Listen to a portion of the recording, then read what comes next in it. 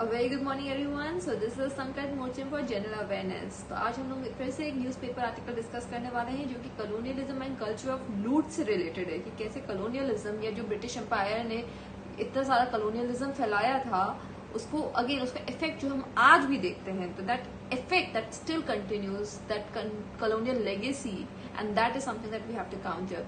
So yes, this is a very important article that we are going to discuss कि किसी भी exam में पूछा जा सकता है. डायरेक्ट वर्ल्ड हिस्ट्री से क्वेश्चंस आते ही हैं और वर्ल्ड हिस्ट्री इंटरनेशनल रिलेशंस में आज भी हर तरीके से रिलेटेड है. तो that aspect is there. Again debates वगैरह में भी यूज होता है क्योंकि कॉलोनियलिज्म में कभी भी डिबेट्स आ सकती हैं.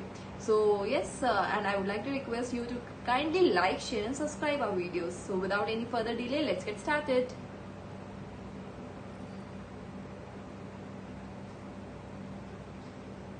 तो आज हम लोग जो आर्टिकल करने वाले हैं that is titled as colonial intransigence and the darkening of a colonial blot.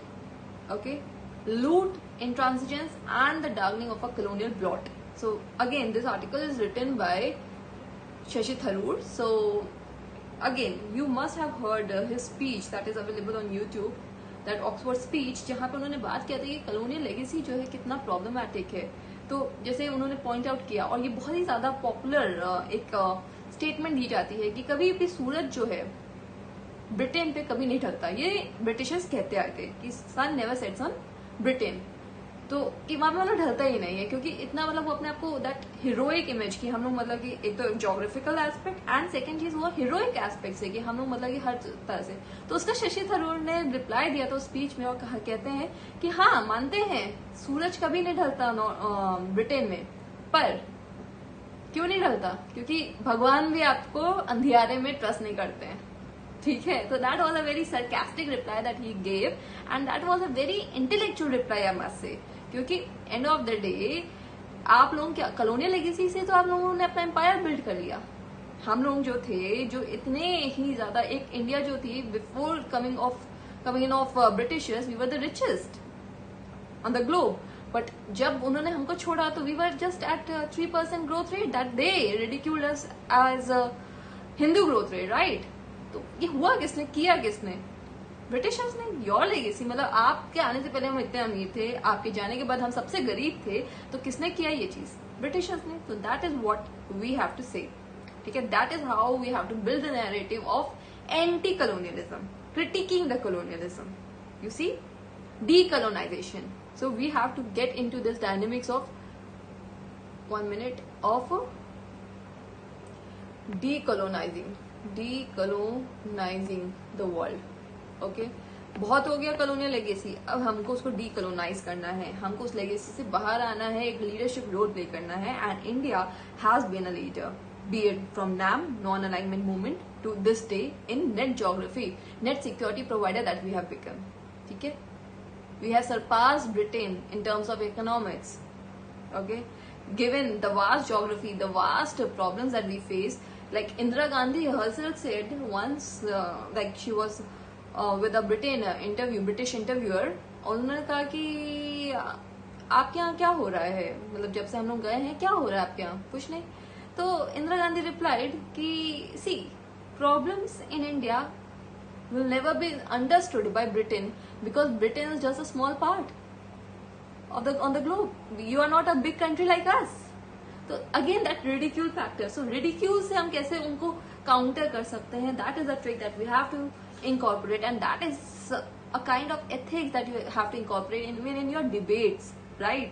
Because that is what makes your debate or your sense of humor come across as a positive factor in debates, in personality development aspects. Don't criticize directly, but put forth your point in a very well charted terms. So that is there. So yes, let's get started with the article.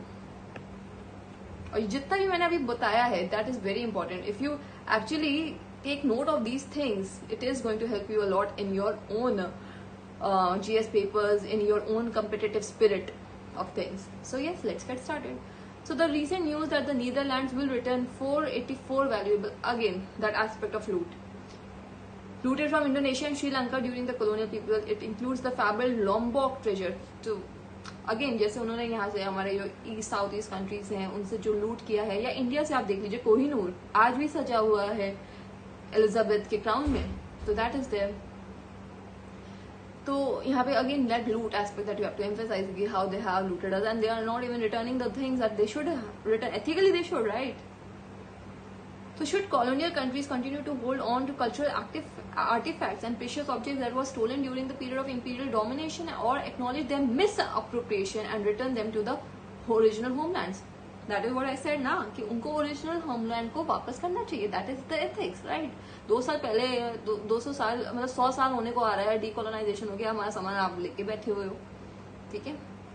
The Britain have stubbornly मतलब कि very rigidly, very rudely refused for decades to return the so-called Elgin marbles, ठीक है. तो उन्होंने मना कर दिया है. Obviously they are not returning anything, but again we have to criticize that. We have to show that yes, you are doing wrong.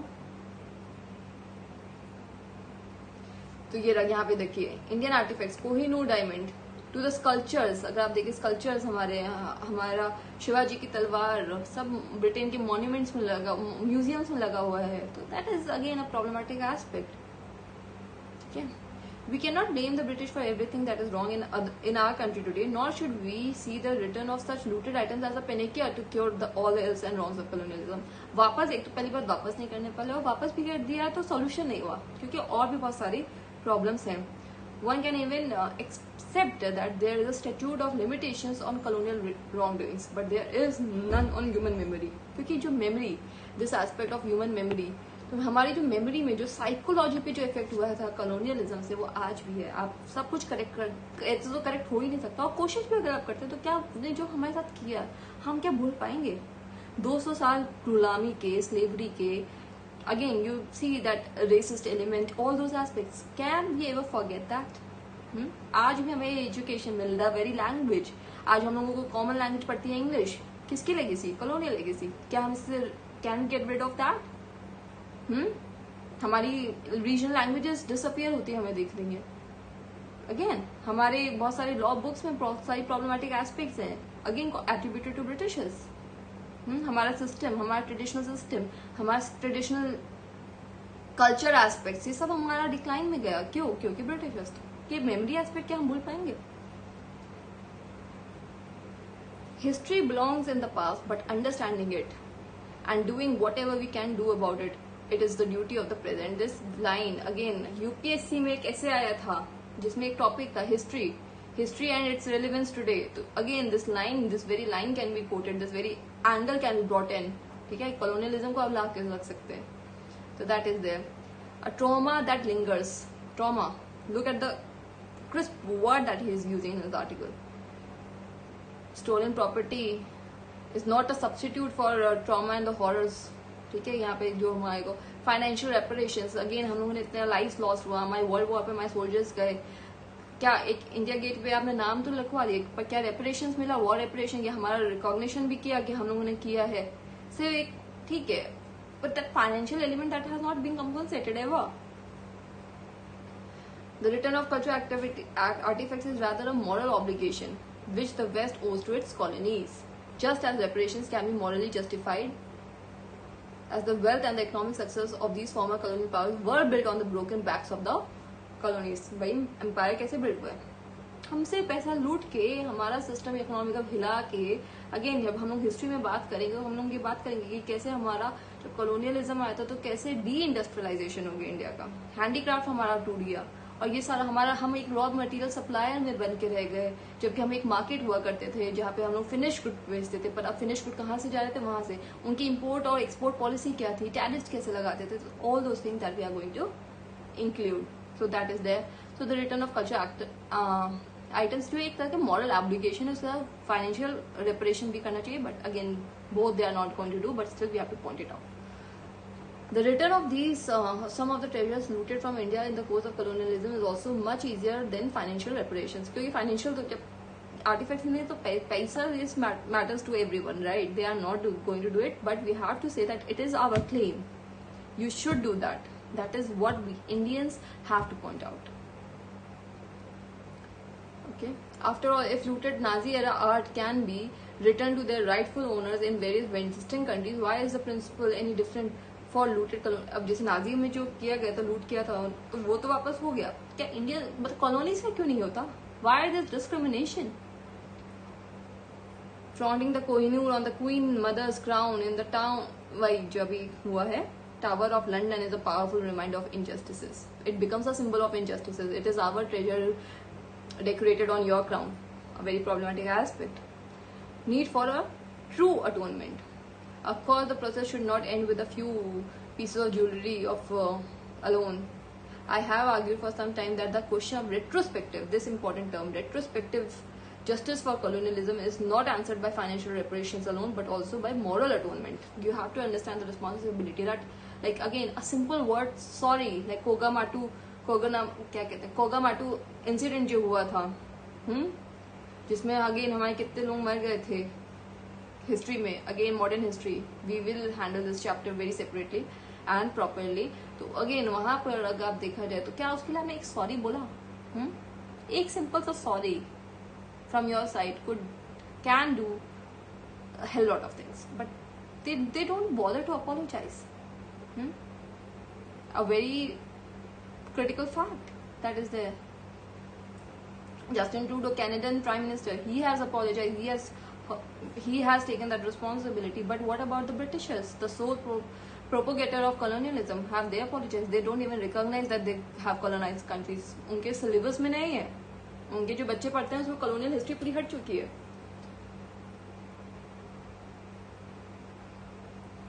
So victims, so apology, see, apology to the victims of colonialism. A simple sorry can travel miles.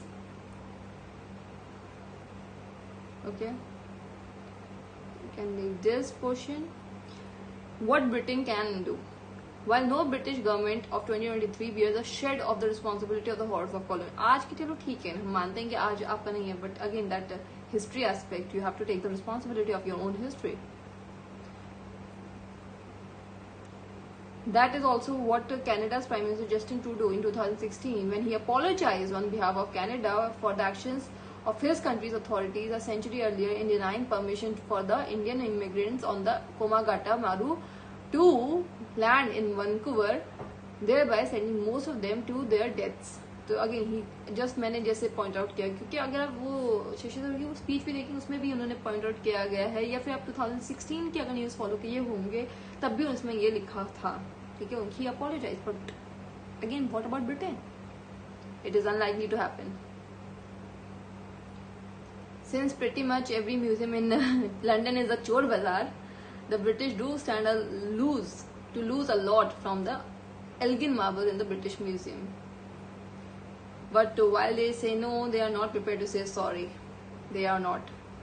If this is done, then true atonement, if like they apologize, if they recognize their ills and all those things, then that is a moral element. So again, ethics में भी आप ये डाल सकते हैं, ethics में भी आप ये डाल सकते हैं कि इस तरह ये एग्जाम्पल, जब आपसे कहते हैं ना एग्जाम्पल दो, तो यही सब एग्जाम्पल्स देते हैं.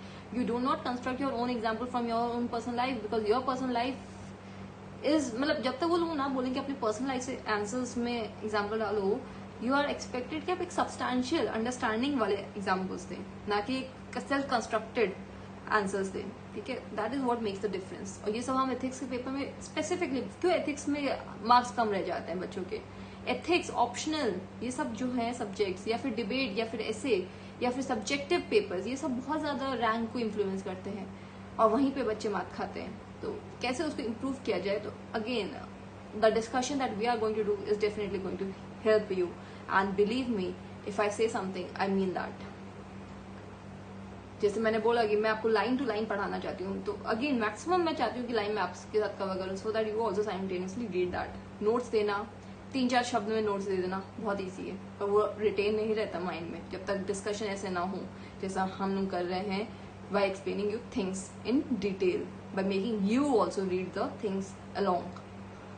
सो again the historical responsibility that you have to, these are the important words that you can place.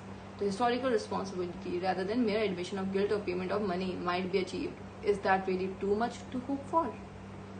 Philosophy पे एंड कर दिया आर्टिकल को. तो अगेन दैट क्वेश्चन पे तो is that too much to hope for, मतलब इतनी छोटी सी चीज में निकल। तो अगेन बहुत ज्यादा मतलब आयरनिकल एंड सरकास्टिक तरीके से ब्रिटिश एम्पायर, ब्रिटिश कलोनियलिज्म या कलोनियलिज्म इन जनरल को हम लोगों ने काउंटर किया है इस आर्टिकल में, and that is how you also have to get the points. And if there is any doubt you please put it on comment section, I will definitely reply to each of your questions, and yes, please like, share and subscribe our videos. Thank you.